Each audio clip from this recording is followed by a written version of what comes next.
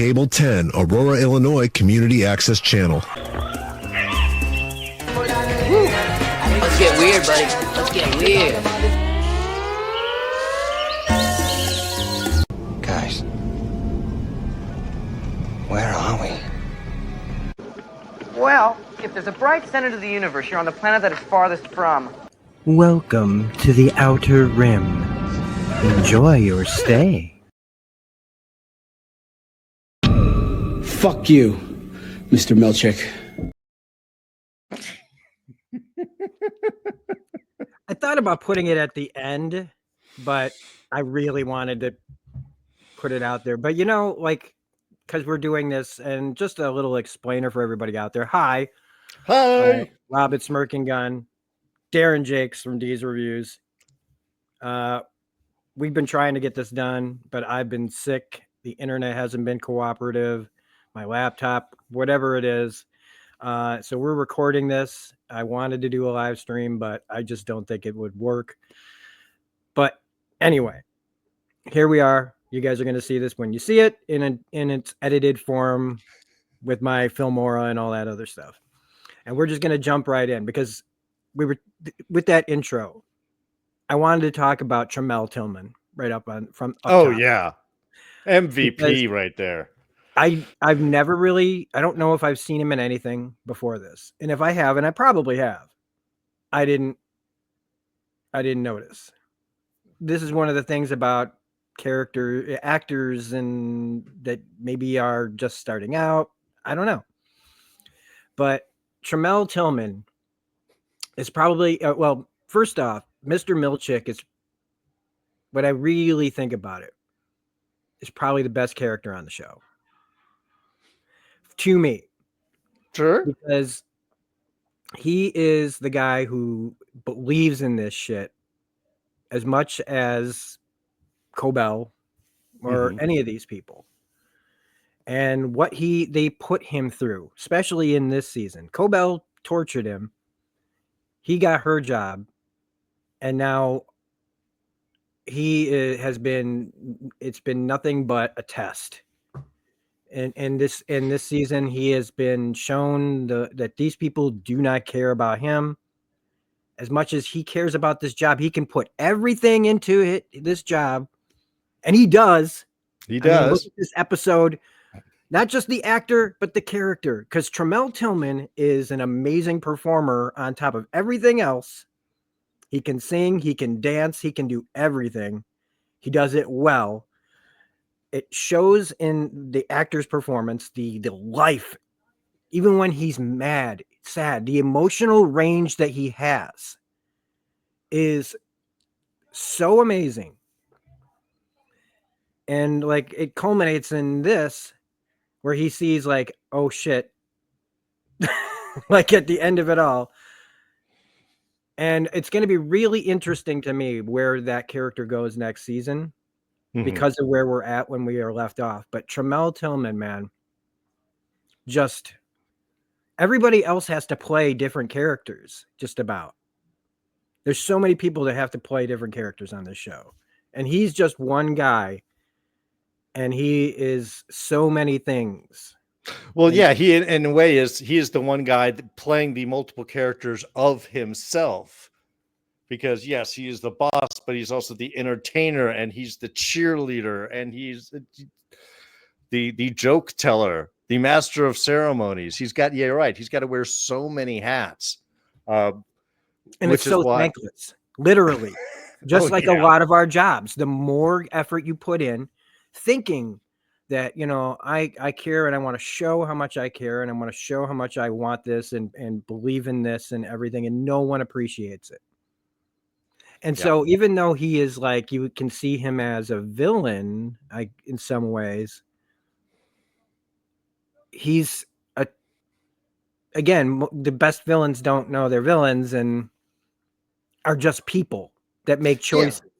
And his choices have led him here, and it's just going to be like, how's he going to, I don't know. I think it's a really easy thing to say that he'll be, and I've said this, maybe he'll turn on Lumen.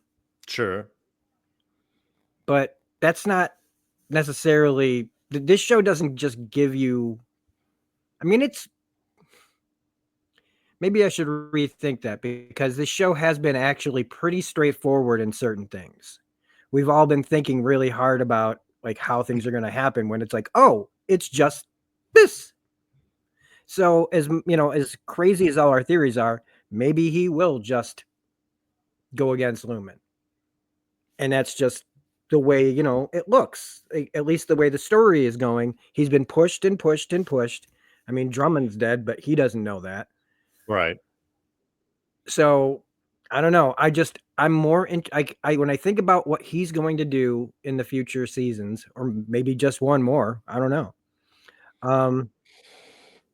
His besides Cobell, because we still need to know where she's really going. Besides Sure. Cobell, his is the most I want to know. Besides, like, you know, again, is Irving, like stuff with Irving and Bert and all that other stuff. But to me, his character's arc is to me the most I'm most curious about. Well, and it's fun how they have taken the corporate song and dance man and made him a literal corporate song and dance man. Yeah. But that was just what I wanted to say up top. Again, the finale,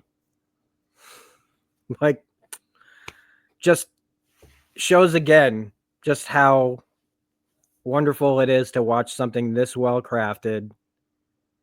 Like when you think about where they went, how they get to places naturally, writing wise, like it's like the script supervisors or editors or whoever, like, because I'm sure they're in a room, they talk about things. I mean, in the behind the scenes, they talked about what they were going to do instead of a waffle party this time. And so, Though you I know, love the card, the waffle card. yeah. And it just feels like everybody is just sitting there making sure that everything is connected correctly so that there's like very little ways for anybody to cut this. Like, oh, and anytime I've thought, how are they going to, how are they going to explain? They do it. And they don't do it in a stupid way. I was watching something today and I'm just like, man, like you can just, when you watch a show like Severance and you watch other shows, after you watch this show, you watch other shows like going, and I can't even imagine what it's like to be like writers and stuff on other shows that are like watching Severance and going, God, I wish I was on that show instead of like doing my 15th season of NCIS. Oh God. Like, seriously, man. This is gotta be the that show where show people are hurts. like, man, get me on there as a writer. But I think there was also a lot of their ability to focus on the singular story that they wanted to focus within season 2, I think was also a good choice, because a lot of people would try to throw in a lot of additional stuff. Or now that we insert this, how much more of Cobell are we going to say? Are we going to fall into more of what happens to Ms. Swang when she, got on that bus? Are we going to look into more of this stuff? And they're like, no. At least All not those yet. other things were bits of information that completed into this story. Now we're going to focus on getting Gemma out, and everything else is secondary and unimportant. Because if you're going to do extra seasons, now we have questions about Cobell and Milchek and what's going to happen with the innies and what's going on with freaking weird old man Egan and all of these things. But they were able to focus and use all of the time in order to just tell this part of the story, this emergency circumstance and its resolution only, and not put anything else. And I think that gave it the room and breadth to really dive into it without being distracted by anything, which makes that ending when we twist, we go, great, we did it. But there's more to the story, and that's that whole last little bit is kind of this beautiful opening up to the rest of the world for these innies. And yeah, I think it took an amazing amount of discipline to keep that focus and not be distracted by other things that other shows would be. Yeah, and I think that's in a lot of ways how people respond to episode 7, where they're so used to shows being unfocused and just doing whatever. I watched somebody that actually, usually like go, oh, and he was like, yeah, but episode 7. And I'm like, what are you, all of you out there, man, all of you, like all of us, like, professional, like, everybody's a critic literally now. And I'm like, I still can't believe how many people don't understand like what episode 7, why episode 7's important. Oh, when I And brought that up to my wife, she was like, "What? People don't think that's important? That's where everything comes in. That's the most, she had exactly your point of view." And so, yeah, I don't understand people that don't get that. yeah, I mean, in the intro, she's looking down at her world.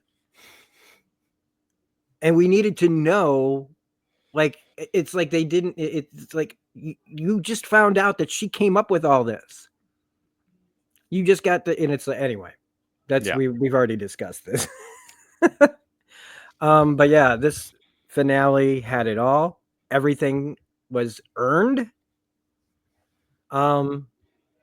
And I'm not gonna do the thing again that we talked about before. I'm not gonna say, oh, this is like compare seasons. This is a journey, and I'm not gonna ever judge this show. Just like I never did that with like shows like Breaking Bad or Better Call Saul. I've never once thought which one of those seasons is the best. And I'm like, it's a show about, it's a journey. It's a show with a plan. Most shows don't have plans. They just keep going until they run out of steam. And if they're popular enough, they go well beyond that. Right.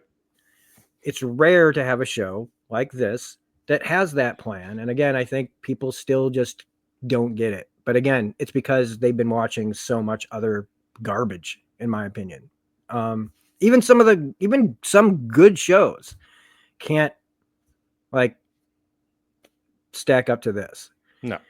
Um, Well, again, it deals with heady philosophical insights. It asks big questions, and it doesn't parse away from the fact that answers aren't always clear. And in fact, sometimes there's multiple stuff, and it can have different meanings and different interpretations. They're willing to get into the messiness of this type of story. I mean, even from the very beginning, I mean, the brilliant back and forth between Marks was so beautifully done. And the idea of having a recording so they could actually, what we were all trying to think, like, is it going to all happen in his mind? I like this so much better. Oh yeah.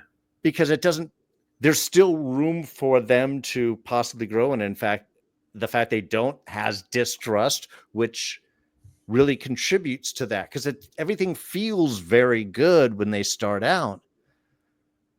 But that is a question, is what is a life? What gives it value? What gives it meaning? What is it different? And is it easy to ask to sacrifice for other people? What do you get out of it? I mean, the fact that is really the heady question that Mark asks throughout this entire episode, I think is why the ending is the only ending that it could have happened, because they're willing to go in and do the complicated push back and forth when he's just like, well, what do you mean by that?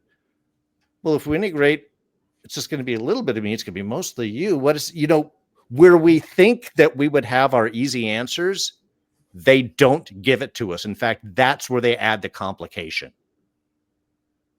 And I think, again, that's what makes it interesting, because by the end of that first scene, they're almost adversaries, even if they're both dedicated to the same goal. You can feel that any Mark is like, yeah, I'm going to do it.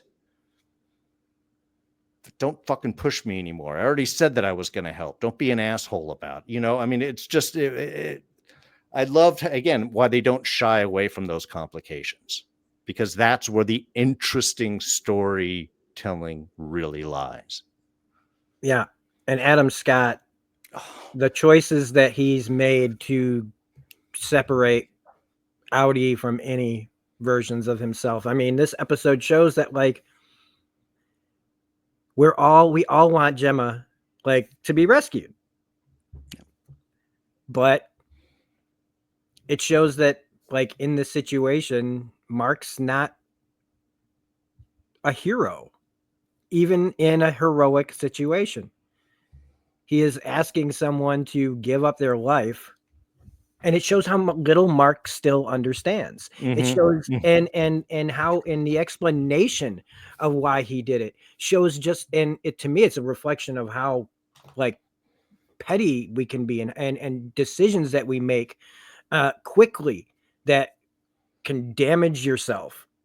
Yeah. And he did this, and he has now damaged himself even further. He didn't want that pain for him. He didn't have it. He wasn't there. He didn't exist. It was your pain. He puts it on him. Oh yeah. Well, that's what I didn't said, want to put you through that. What are you talking about? where we do have Audi Mark really trying to be that sensitive, understanding your life is important too, and we could be it together. It's okay. I will get oddly political on this, but just ride with me on this. To me, cool. this is the exact fault of the corporate left that I think complicates any actual progressive action, political action within this country. Is it's like we're faking like we're feeling with you. And it's not that there isn't even a genuineness to that as opposed to fakiness, but it's still a lack of really understanding the whole thing. So it just ends up being this glaze of concern that the moment that any Mark starts chipping away and asking those questions like, well, what do you mean by that? And how does that work out? Tell me, how is this supposed to be? Suddenly Mark doesn't have those answers. And then he gets upset because, again, he is from a position of like, but I'm starting to care about your emotions. It's like, well, you made a human being because you were reckless. There's a responsibility into that. I mean, yeah. It's like being a parent, only it's in your body. Yeah, you're responsible now for that life. Yeah. And it's both him and his sister that are like, because let's be clear, they're bullshitting him. It's nothing, it's not true. The real actual person that's being straight up and trying is Cobell. Which is the one that you would not expect. Yeah. She, like, how much he's like, I care for you, Mark. And for the first time I go, I think I believe her. Mm-hmm. Well, because you're starting to see why. In a way, she's the creator. She's, well, again, like looking down at that book in the opening, she's written a story. She is the God in a way that is now realizing, oh my God, maybe I need to care for my creations, my children's, and all of that weird sense. So no, I mean, I think in a way that she does, she is seeing that responsibility level, but also like Mark, there's not really the full depth and understanding of what this really impacts and means. And also Cobell's position is very much like, how many people have had their ideas stolen and then corrupted, and you still work for the company? We talk about this a little bit of like, these are her children, these are her people, these matter, and it's just like, again, they pushed her aside. She's the one that's been cast out, and because they kept her motivations secret from us on purpose. Why? Because story and character. They only show us what they want us to see because they want us to feel a certain way, and then you can have the bottom drop out and all of us get to go because and they set the breadcrumbs so when that part of the story revealed, you get to start making those connections. Yeah. It's not just, hey, let's suddenly decide to do this. No. Yeah. That's where they've been going.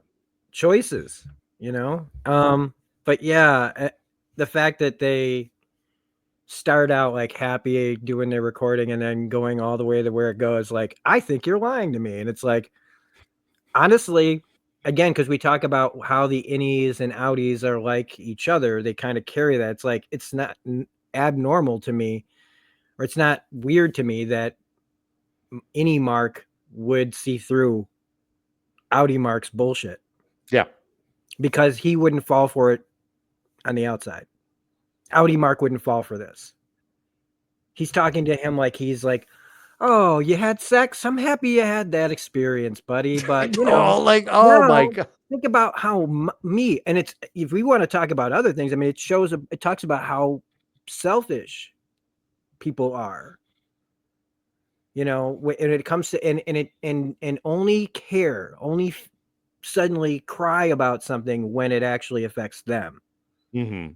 And now he's like, "Oh, you know, I just expect this now." And maybe they could, you know, like but again, they didn't. I was going to say something along the lines of like, maybe they're going somewhere with this. Maybe, you know, like we don't know what the possibilities are. I mean, I feel like in the end, this is the kind of story that would have, like they would be able to somehow figure out a coexistence. Yeah. But I don't want to ever think like anything set in stone for the show. But Well, and I think it's the exploration, which is the interesting, and that we're finding out is that maybe what's going to work for any Audi combination isn't going to work for the next one. Maybe some can find that peace in coexistence and some may not. And I think that's why the great thing where we have this, especially compared with Dylan's, which I know we'll get into, yeah, with how those relationships start to develop. Cobell's reaction to hearing about Irving's drawings. Huh? What? Oh yeah. No, see that's the nice thing where you can then surprise the big planner who is only there to like, oh, I will now reveal. Wait a minute, what happened? Well, that wasn't in my notes. No, it was a beautiful thing to do with Cobell. And I would like this to be the catalyst or whatever that brings Irving back somehow. We have to figure out how to bring him back. He's not gone, right? It just, I mean, if he is, I guess. I mean, well, no, because there is so much with him and his story and what he was really after and how does he know these things and so on. I think that's definitely going to be a bigger thing that's going to come back. And I won't even going to predict how they do it. Yeah. Because I know they'll come up with something far better than what I could come up with right here. Though our minds were kind of thinking alike because we did latch on to what the numbers were for the most part and what the whole goal of all of that was is the numbers are your wife. They are Gemma. Those, why are they feelings? Because those are I mean, how 11 is like sadness. Whoa, this, you know, envy, malice, the tempers of Kier. It's like, okay. Again, it gives that weird science religion mixin of blending all of this stuff. Yeah. I mean, James Gunn, I called him James Gunn. James Egan showing up from the end of last episode here. You know, speaking of weirdos, I mean, God, yeah. But the thing is like, no, he's bad. He's a bad dude. But just the way that he just comes down there to talk to the person that he actually, like, we don't know. Like, I was scared for her. Oh yeah. I mean, I didn't know what he wanted. I guess I shouldn't say I was scared for her, like him doing anything to her per se. Then I was more like, I wasn't worried. I was more thinking she's gonna stab his ass. Well, she almost did. I love how they framed that shot. Oh, that was so good in the dark, and he's taken aback slightly physically while she's like ready to pounce. She's the predator, he's the prey, and he is seeing Kier. And it's like, okay, then what does James Egan want? If he doesn't love his daughter because she doesn't have Kier, right? Mainly probably being that she's corporate. She's taken this whole thing and she doesn't care about any of that. She's about the bottom line. She's about probably the board and stock and all this other stuff. While the weirdo, the guy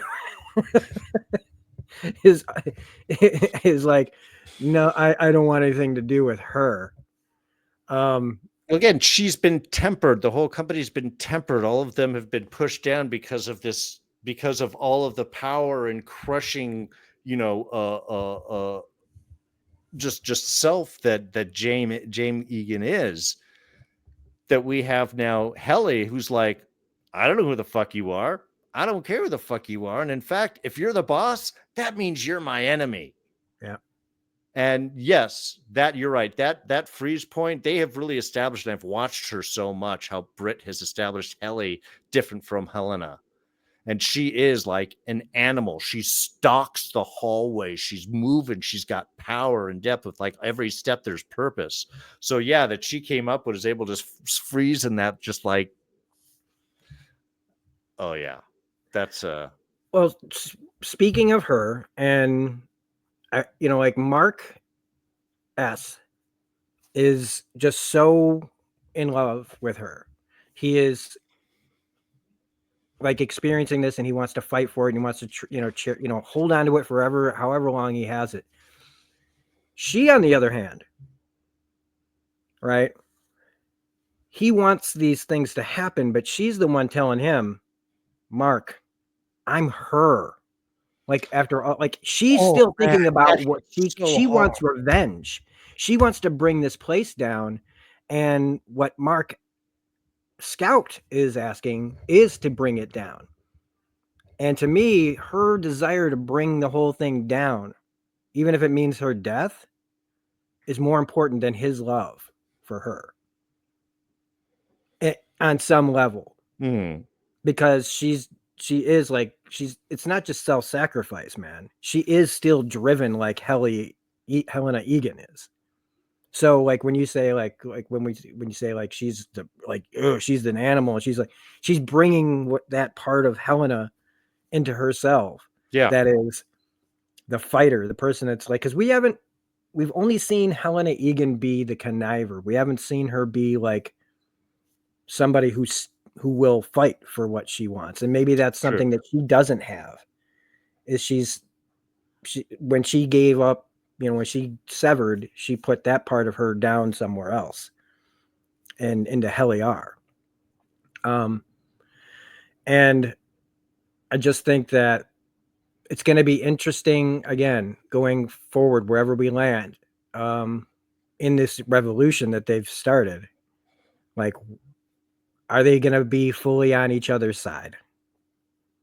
And I think that their relationship is something that's going to be interesting to see as the show goes on. Well, yeah, because I mean, it's funny when you did that part when she was like, I am her, and they're talking about so much. Can we do this? Should we do this?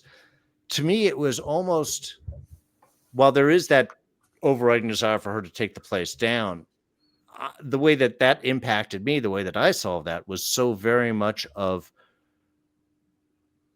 her just, again, willing to do the right choice for the right thing. This will bring the company down, even if it costs us our lives. And that emotional connection that she has with Mark is the same thing that Gemma has with Mark. So when she's like, I'm her, that will live. All those things that you want will continue because you have someone that has that. To me, it's almost a completely selfless statement of like, do the thing, I'm with you, and yeah, part of me will go on, that feeling, that connection, that so on, which is honestly an innocent statement that only someone like an Innie could make, that has no wider sense of real life and purpose. It's a pure form of sacrifice. And just the way that she was looking over at him while he was trying to finish things up, there was just so much emotion and connection there. But again, that is the thing, and that's the interesting split, is why we are so much like, you have to get Mark and Gemma back together. Well, Helly and Mark are the exact same thing. They are the Innie version of the Gemma Mark outies. Yeah, from an emotional standpoint and connection. I was just thinking that Helly fights to bring it down as much as Helena fights to keep Lumen going. And Mark is fighting with all his might to get Gemma as much as other Mark is fighting that hard for Helly. Yeah. That's just like they both bring that same intensity to the relationships or whatever they're feeling strongly about or care about or believe in. And that's just it's just, oh my goodness, it's so good. All right. So then I'm trying to think of what to talk about. Okay. Dylan's thing. Yeah, I was going to say let's go to Dylan, because that was such an unexpected treat. Yeah. And for a second there, I thought that the show just was being weird for weird's sake. Right. When Milchick puts the envelope down and runs. God, that was the best. I was just thinking that is so weird, but that is such this show that even if they had never explained it, I'd have been fine with it. I'll let you have your emotional moment yourself. Like, it's just such an abrupt, but no, it's like he says, I'm juggling a lot of plates right now. I've got to move because I got a marching band coming in. Yeah, it's funny because when I first saw it, I was like, oh my God, does he know what's in there? The explosive emotional bit, and he just wants to get out, which again, totally would make sense. But when you see that, yeah, he's got to run and change and get this whole other thing on, it's like, he is doing a lot of hats. Their stuff works on so many levels. Yep. And did you notice how many big words Dylan used? Now that big words are a thing on this show, pointing them out. I did, like, yes. He's got a pretty high vocabulary for an unimpressive man. Well, and I loved at how much Dylan's note to Dylan was exactly how Dylan would also talk. He was like, first off, fuck you. It's my wife. We're together to run. Second of all, okay, I kind of get it because she's pretty hot and cool and all these things. And 3, where it's like that's Dylan from season 1, exactly how he would describe something. So you get to see these similarities of the selves, and even in this, really that forceful recognition of that similarity. Like, well, of course you think my wife's hot. She is. She's amazing, and of course you can see that she's amazing, and I get that. But when he ends it up, it's like, I like knowing that you're around. Yeah. You're doing something impressive. Whatever you're doing impresses my wife. Yeah. And if there's some version of me that can do that, even though that's still not taking personal responsibility, it's still like, to me, it's a starting point for Dylan, I think. Yeah. Is that I have something to actually strive for. I have to be better than myself. Which is a thing that is like is a metaphor, really, or a symbolism. I don't know what it is, or what the term is, but like, you're fighting yourself, like you're in your own way, and now you literally have yourself to put yourself up against, to stand up and go, okay, if part of me is impressive, then I can be impressive and I can do something, and that's really cool. Yeah. And to me, that's something where, like, a reintegration might actually really work for individuals that can have that, because the difference, I think, between Dylan's approach towards his innie and Mark's is Dylan's is so much more humble. It's a humble acknowledgement of our differences. You can do these things that I can't, but they're part of me, so they have to be in me. And so you're like this different version of me that's able to do different things. That's kind of cool, in a way. It's like, is that like a brother out there, like a twin, like I mean, there is something cool about that. So yeah, I think coming from that position and just that acknowledgement, hey, I'm just glad you're there, and I would like that to continue. It's so much more, because he's not asking anything of Dylan really outside of just to be alive, to keep being who he is. And it's just such an interesting when you compare even with Mark, who is obviously approaching his innie with a different thing and definitely needing something out of that. It really changes that dynamic. And so, yeah, I really, this was such a little blessing scene that I did not expect them to go in. And I'm like, it meant so much they made the choices that they did. Every choice in this is amazing. Every single thing that happened in this episode was like, oh yeah. Speaking of, then that's a good segue into. I always associated that song that. Do you know how long? Okay. The better way to put this is, I just recently, in the last year or so, Mm-hmm. I always associated with the opening to the Chicago Bulls basketball games from the 90s. Okay. Yeah, I And they can always see played that. that song, but they only played do do do do do do do do do do. So that's the only, I don't know how I never heard this song on the radio. I never did. And so all of a sudden I find out that there's lyrics. All of a sudden it's like the Alan Parsons Project. It's like, I know who they are. Why don't I know? It's like, this is just a little you and me, like just whatever time. Oh no. Yeah. Because it is just like, holy crap, I really never knew that this was a song. But they used it here like they would have before a fucking game.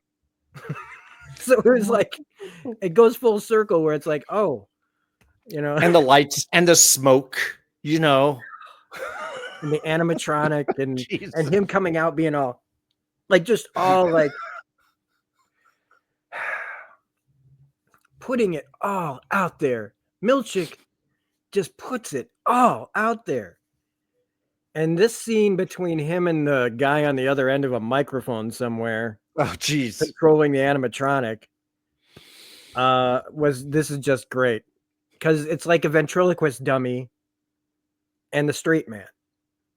Except the straight man decides, I'm not going to take any more of what the dummy is saying. Well, and it's also great because it gives you that hint of Milchick's resistance that you're like, well, can we count on this? But Milchick is still a company man. And again, that's what adds, I think, that kind of fun dynamic, because there's always the question of like, well, if we try and do this, how is he going to respond? Which ended up being, of course, the whole central bit of this. And I do have to say, as much fun as this was the one point where I was kind of like, all right, guys, run. You got to get stuff going. You got to move it. It was like, there was almost my only tiny criticism, and this is personal, almost a little too much of marching band. Oh, with Milchick. Because I was just like, dude, Gemma's going to die. You got to get moving. And it just felt like some of that helped a little bit. So once they did the distraction and the big kind of thing happened, I thought that was all awesome. I guess you could say that it needed to go on for a certain amount of time so that Milchick would be like more caught up in the moment, but so he wouldn't see things coming. Sure. That's how I'm going to try to look at it, because I agree. It was like, okay, but I mean, as far as production goes, or Ben Stiller or whoever, like pays for the money that they put in, it's like, we got a marching band. We're going to use that. We're going to use the marching band. And honestly, their goal might have been, no, we want you to get to that point of like, come on. Yeah. I mean, come on. Yeah. I mean, because this is still tension building, right? To the point where you're like, nah. And that's just, again, they used a marching band to create tension. And it was a reward. So it's not even a threatening scene. But it is such the over the topness of Egan and Kira and all. It's like, why? This is you've got the music, you've got the animatronics. It's like a laser show I was expecting to pop out. You got the marching band and Milchick around. It's like, you guys really really into the ceremony of it all. It's really got to be big. You don't do things halfway. I mean, you got to at least give Lumen that. As an evil corporation, they are high on their production value. Yeah, I mean, they can do all of that by having just blank walls and and a labyrinth of hallways that nobody, like you don't spend. I mean, hell, the guy just pushes a wall open. Like yeah, it's not supposed to be something that everybody can find, but I mean, they just. But speaking of, then, before we get into him finding Gemma. Well, I mean, we got to go follow this, I guess, progressively, right? So Mark goes after Gemma. Right. But first we have Gwendolyn Christie and the gigantic, and now I get why they cast her. Because just like in Game of Thrones, we needed a big person to take on a big person. Yeah. And Brienne of Tarth is one of the best characters on Game of Thrones. It was one of the most, like, reading it on the page was always amazing. And she had so little to do in this show so far, but we had to show in that previous episode that she cares about what she's doing. She cares about those goats. And that if you're with us, then I'm with you too. Yeah. And screw them. And so it was, again, an earned moment because, I mean, and the whole sacrifice, like, again, it's like, why is, because it made me think of, like, Egyptians, right? He's like, they're going to be buried with her, entombed. We have to kill Gemma. We got to kill a goat for her to be buried with. So entombed, like, if you're saying entombed, do you literally mean a tomb? Or do you just mean a fancy, because for a guy who doesn't like to tell people, he tells people not to use big words, entombed is a pretty big word. So did he mean it to just say a fancy way of saying a casket? Or it made me think of a movie called Under the Silver Lake with Andrew Garfield, where, oh God, I don't want to spoil it, but rich people building crazy ass things for themselves. Sure. Essentially like Egyptians. Sure. I can guess the atmosphere you're painting there. And it just made me think of, do they literally have like like some sort of like weird afterlife thing going? I don't know. Again, they ask all these questions and I'm not sure which ones I'm supposed to care about.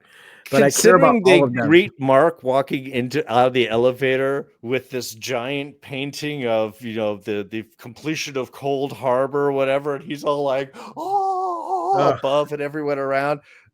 Entomb, no, I would think that they're actually going to entomb her as, the body presentation of Cold Harbor or, whatever type of idolatry that they wish to compose with her. So no, I would think that entombed would be exactly what they were going to do with all the freakiness it entails.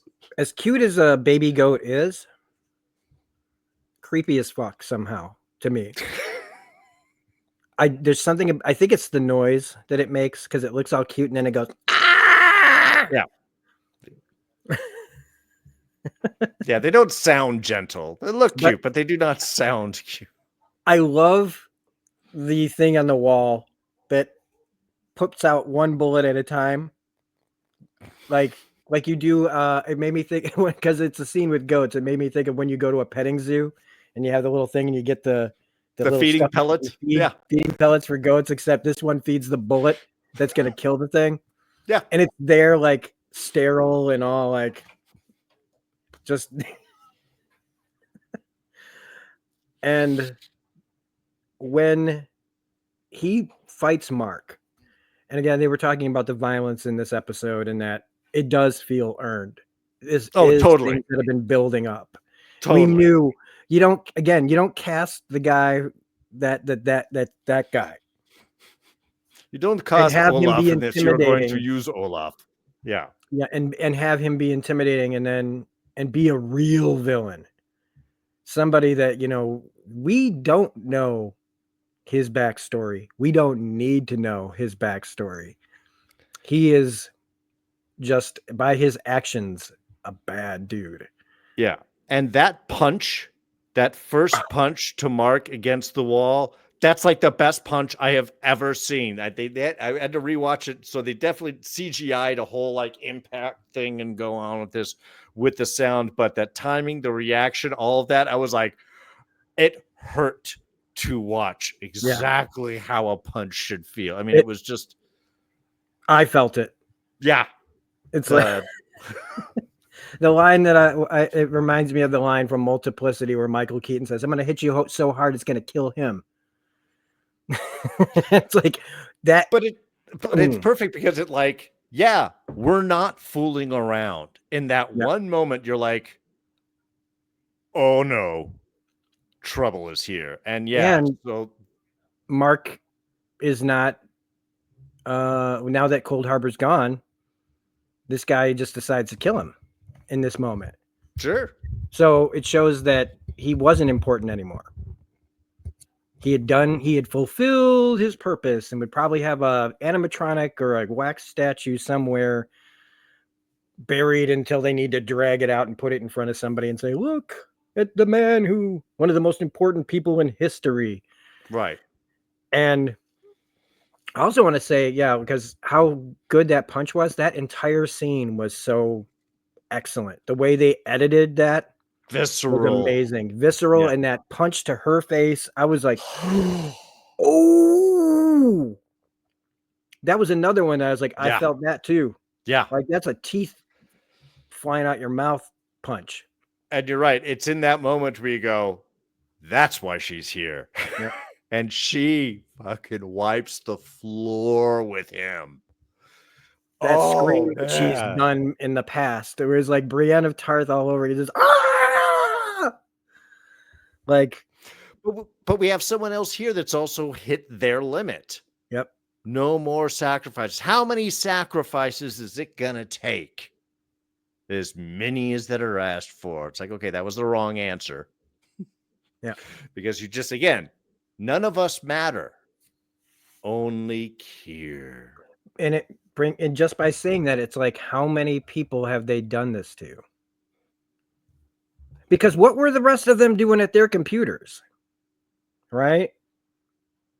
I mean, they were helping him, assumedly, but were they? Did they all have their own? Because they didn't really talk about them too much. And maybe it's because season 1 feels distant now, even though I reviewed it not that long ago. But for some reason, I don't remember them making a big deal about anybody else's work. And I don't find that to be like, like a plot hole or something they left out. I just think that it's again, more things added, more questions. Will we find out more about what the other work was, being done there?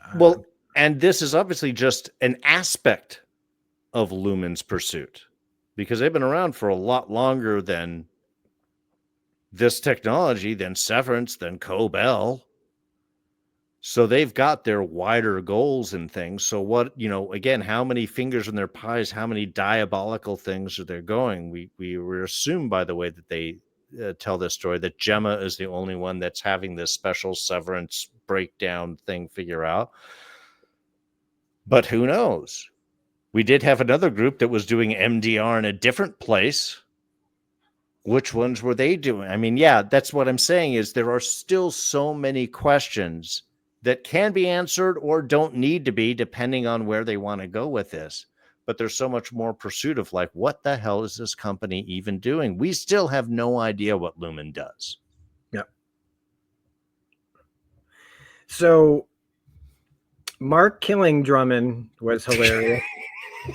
And a horrifying, that was horrifying, but it was. I felt bad laughing because it was so horrible. it was just like, what? I mean, I knew it was going to happen, and it didn't make it any less horrible. I'm like, well, he's going to switch, and he's going to be like, huh? And just I mean, that guy knows how to put on a death scene. My goodness. I mean, it was horrifying and covered in blood. And now Mark has to go and find Gemma, who Cold Harbor is taking apart the crib. They might have found the old crib and put it back together and then said, take it apart. Yeah. So blank slate, go in there, take apart the crib to prove that you don't remember who you are. And they've created at least 20, or this was going to be maybe the 25th. Yeah, 25th room. And it didn't get finished. So who was she supposed to be? Because it wasn't finished. And I love how both doctors completely fall apart under as soon as something goes wrong, they don't know what to do. They don't have plans to do any of this. It's the fucking spouse. Like, suddenly I was just like, damn, man, like, this is like, they don't know like everything. They don't know. They didn't factor in any of these things that could happen. And I don't know if we'll ever see those people. I mean, we'll probably see them again. But I loved how he covered in blood.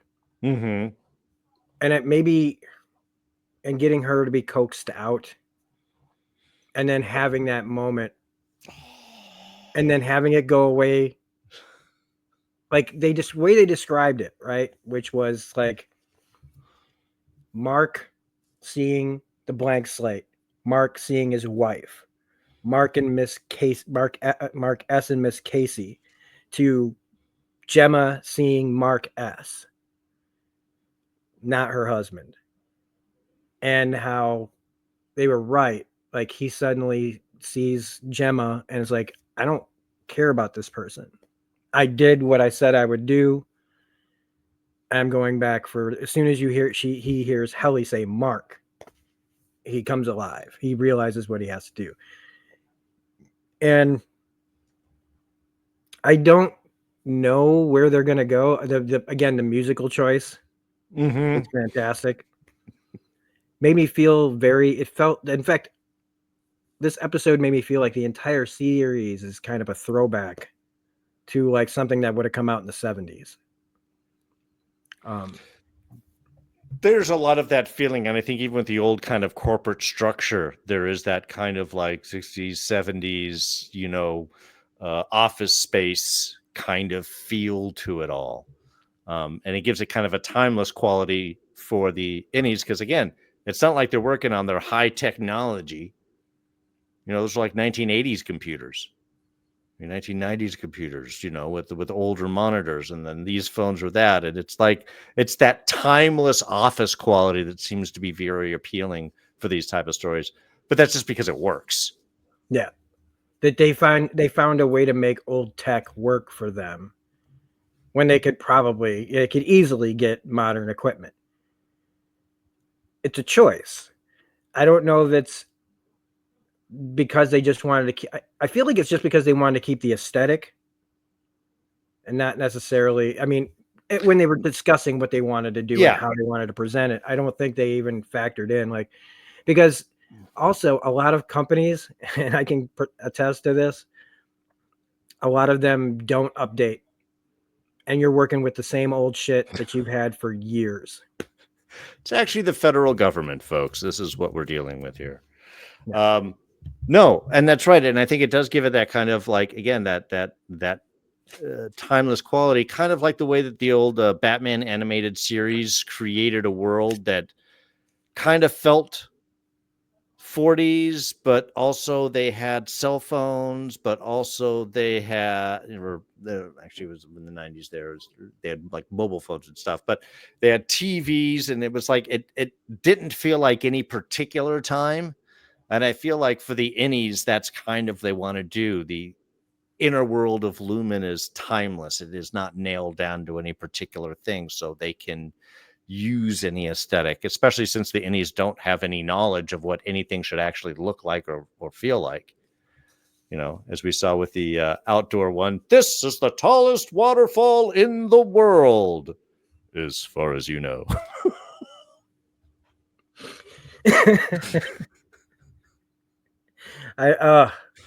Well, I mean, these days you could go out there now Mm-hmm. and somebody could go out to a place and say, this is the tallest waterfall in the world. And they put it out on YouTube or TikTok or wherever the fuck. And it scares me how many people will believe that. Yeah. And they won't check to see if it's right. And so it's like, since it's the same with these people, what are they going to do? Where are they going to, like, we're going to keep them as ignorant as we want them to be.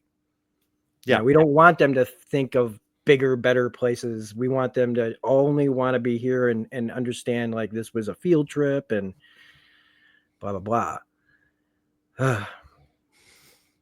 But those final scenes, that whole getting Gemma out. Yeah. I mean, there was so much great emotion in with this, because you have that kind of, obviously, Mark with the unknown Gemma, who is now, it's like, but has she forgotten? Because she does seem to reach out and trust. There does seem to be some sort of connection.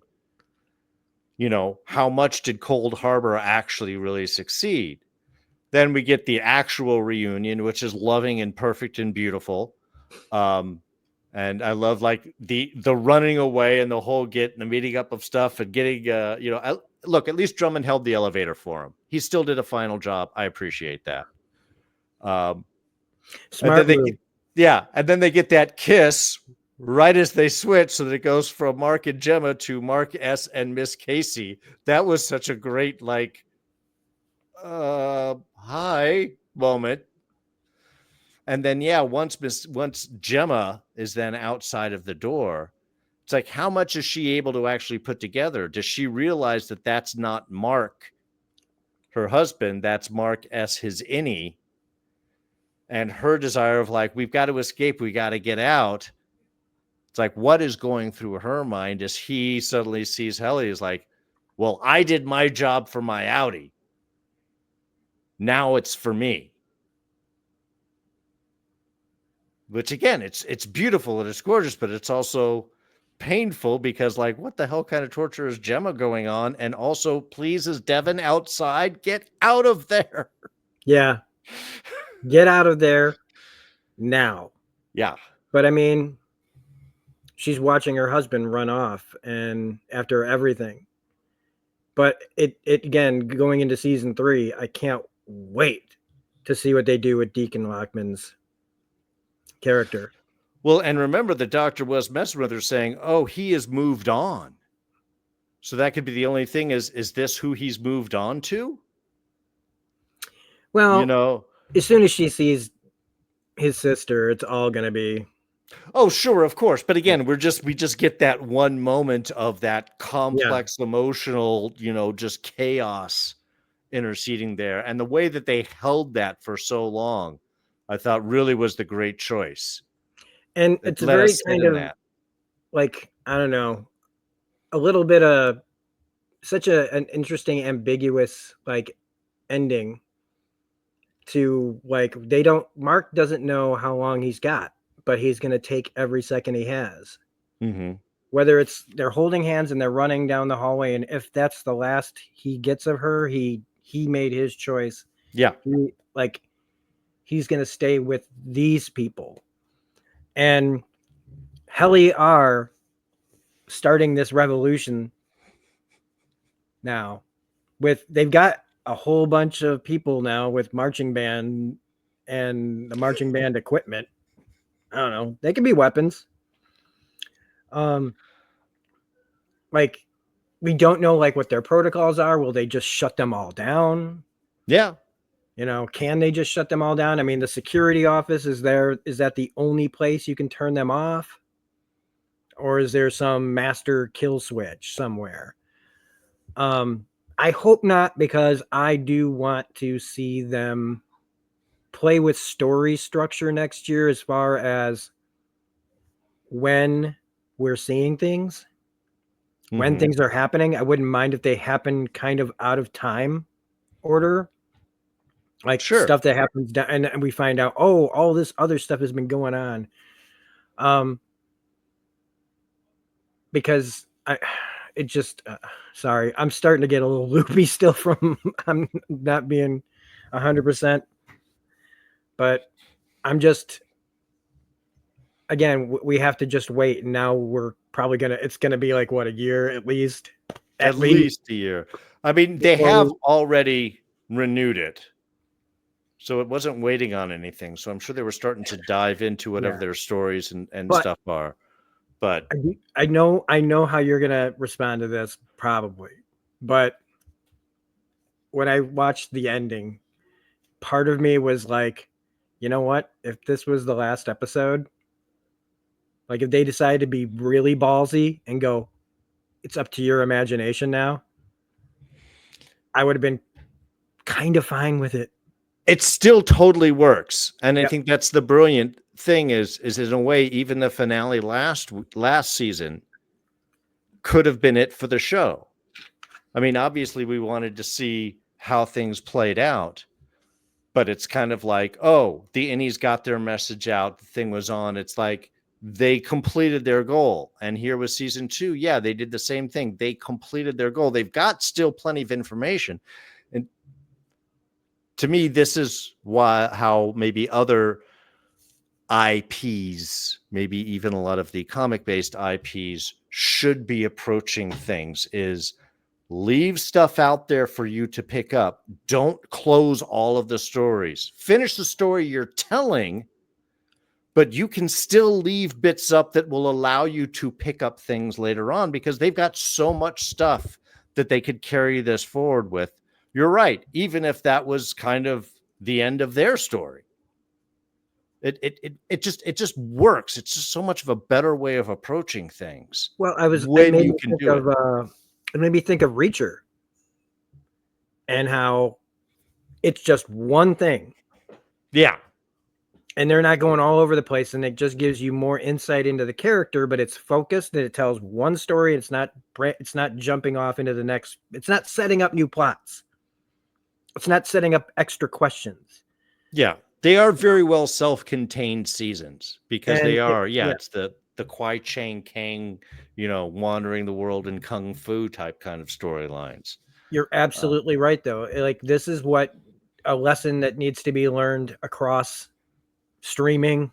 Let's just call it that, because I don't watch TV. I don't watch regular ass TV. I stopped watching regular ass TV years ago. Years ago. In fact, I don't watch any of that basic stuff anymore. Like when I hear like the freaking Grey's Anatomy is like still on there or was still on there, I think it's still on the air. I'm like, that show started when Lost did. And like, again, I always pick on NCIS because it should be picked on. Because it deserves it. Yeah. Yeah.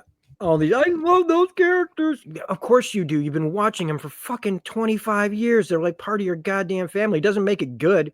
I know people in my family I haven't seen for 25 years, and I wouldn't want to, you know what I mean? Like, like, but you bring them into your house for that many years. You're like, I just love those characters. It's like, yeah, of course you do.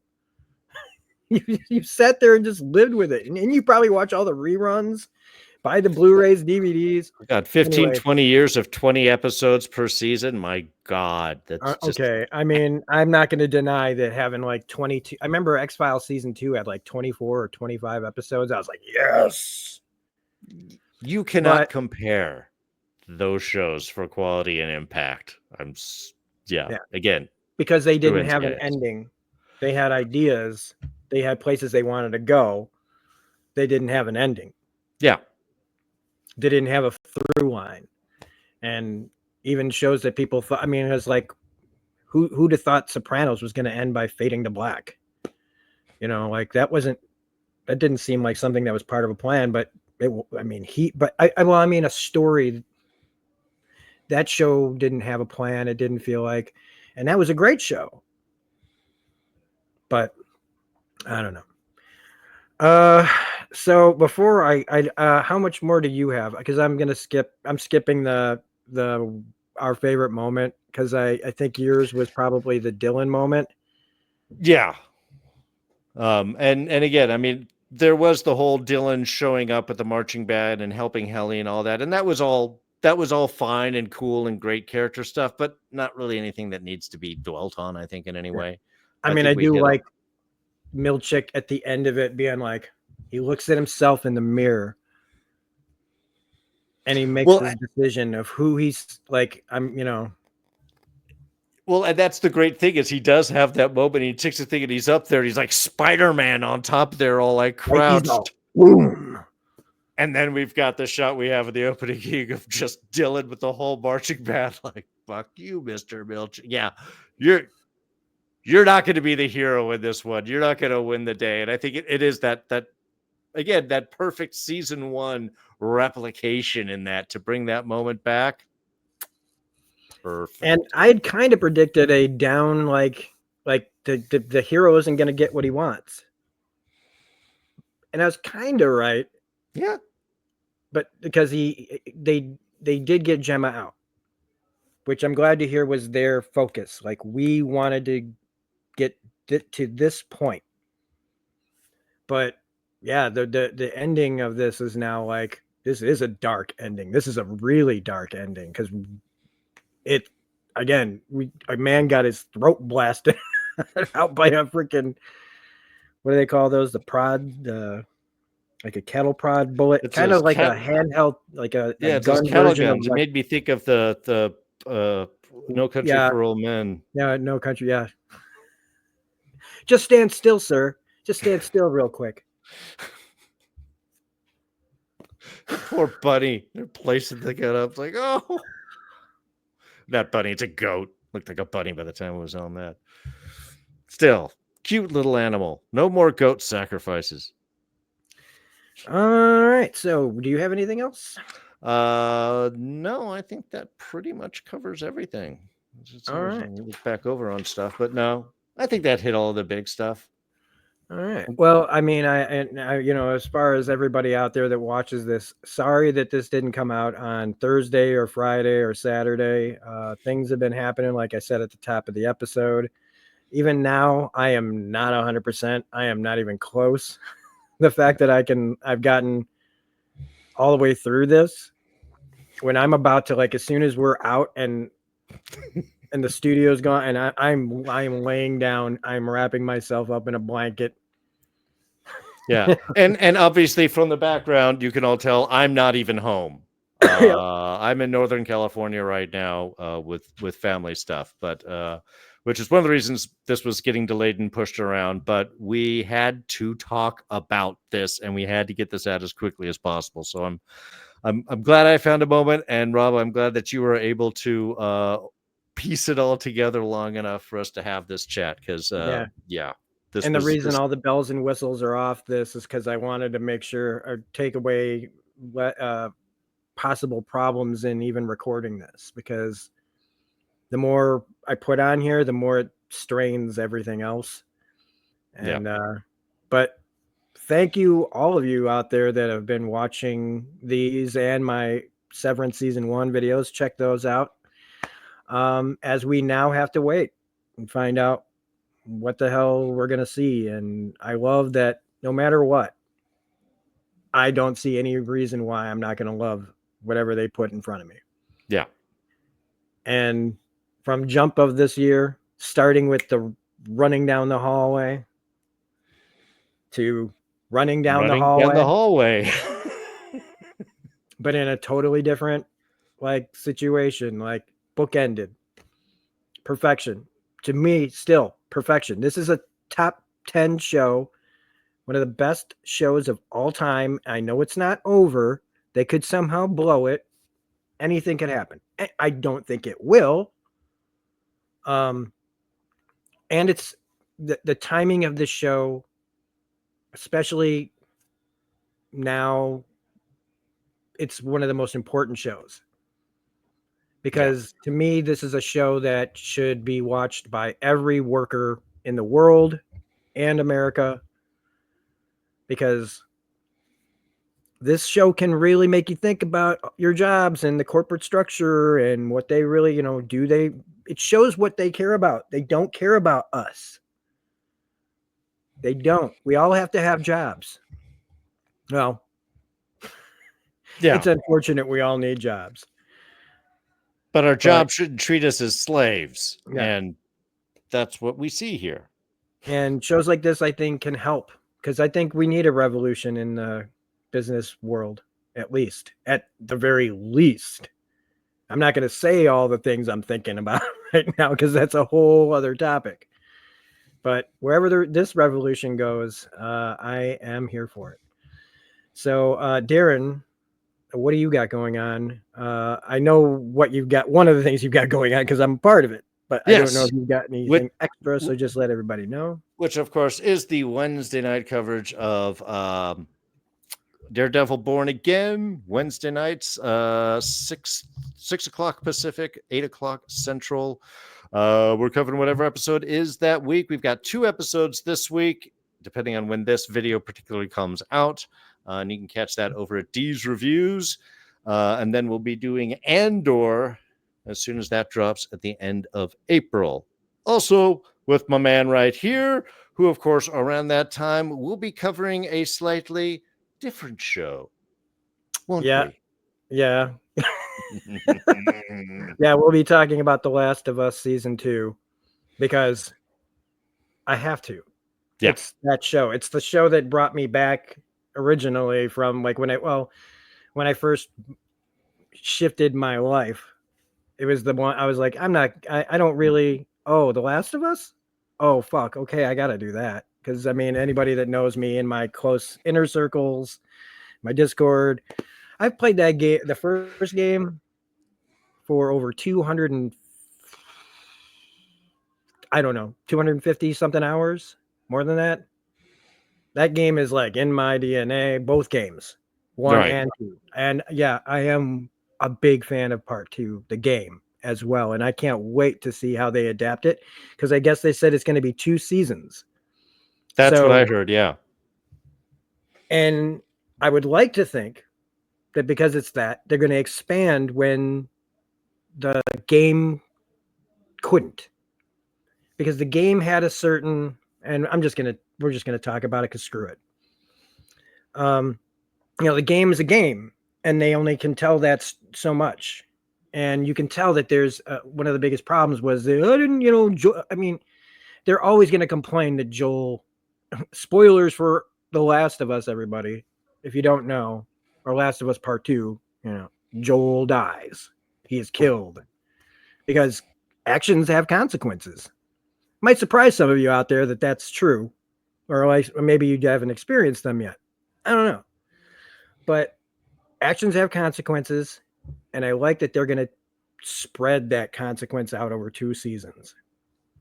And we'll get to see more of Joel in that show, probably, because you're not just going to bring Pedro Pascal in for the first for an episode. Yeah. No. You want to build that tension and that feel and that fall apart, because that is such a huge basis of their characters. And I wouldn't be surprised if that's how the second or the first. It's the second season, but I hate, because it's they literally call it The Last of Us Part 2, right? So it's Last of Us Part 1, boom, Last of Us Part 2, 2 seasons. I wouldn't be surprised if the end of the first part is his death. And that'll really drive everybody crazy. All the people that didn't play the game are going to be all upset. But anyway, I'm not planning on doing anything but working with Darren right now that Severance is over. Just until I get better. Because I hope that this goes away, but apparently it's still got its claws in me. But hopefully by in a week or so, I'll be ready to like start making some stuff that I've been talking about already. And I want to do a game stream where I talk about a bunch of stuff that I have been watching. So as soon as I can get to do that, because I want to talk about Anora. Saw that movie. I saw Hellboy, the Crooked Man. I'm actually really I really want to talk about that. I haven't caught that. I'm curious your thoughts on that. The Wheel of Time's newest season. I want to talk a little bit about that. Very good. Yeah. Probably a little bit of the. I had a list of a bunch of things. There's a bunch of things, random things that I've been checking out, like we've done before. But I'm just going to do it during a game stream and put it out for everybody and just call it. Because hey, I've watched plenty of people that make videos where they're playing a game and talking about something completely different. So that's what we're going to do over here on my channel. And now I've gone on and I thought we were going to be over, and it's now like an hour and 15 just we for can my edit. rambling. Oh, I'm not going to, you know me. I don't. Editing just means I add things. I leave all the mistakes in. I like to point them out in the video after when I edit. I go, this is where I was stupid. You're seeing it real, people. Hey man, at least I admit when I'm wrong. You know, like, I was, you know. Anyway, that's it. Hopefully, you guys that like this will be back for season 3, whenever that happens. Otherwise, I'm Rob from Smirking Gun. That's D from D's Reviews. And we will see you on the next video, bubs. Bye. Oh, yeah, there's an outro. Oh, cool. Fuck you, Mr. Milchick! Ba-ba-ba-bum. Ba-bum-bum-bum. Bum-bum-bum-bum. Bum-bum-bum-bum. Bum-bum-bum-bum. Ba-bum-bum-bum.